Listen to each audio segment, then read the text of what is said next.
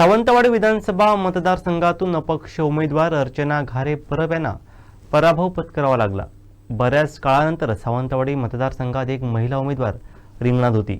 महाविकास आघाडीकडून तिकीट न मिळाल्यानंतर हार न मानता 7 वर्ष जनतेत जाणाऱ्या घारेंनी दिलेली लढत बघता हरली पण कोकणकडनं लढली अशी भावना व्यक्त होत आहे।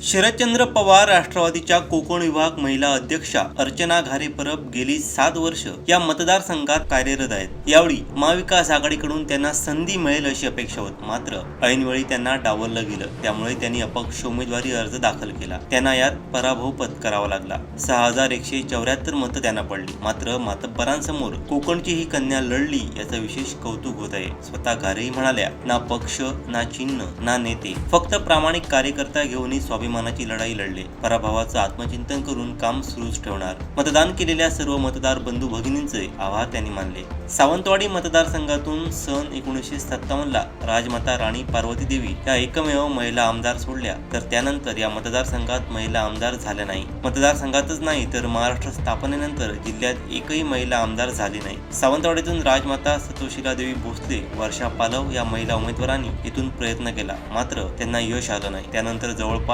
29 वर्षांनी घारेंच्या रूपानं महिला उमेदवार रिंगणात होती। समोरच्या मातब्बर मंडळींना त्यांनी 2 हात करण्याचा प्रयत्न केला, मात्र पक्ष आणि नेते सोबत नसल्यानं त्या काहीशा एकाकी पडल्या। असं असतानाही हार न मानता त्या लढल्या। पराभवाचं आत्मचिंतन करून काम सुरूच ठेवणार अशी भावना त्यांनी व्यक्त केली।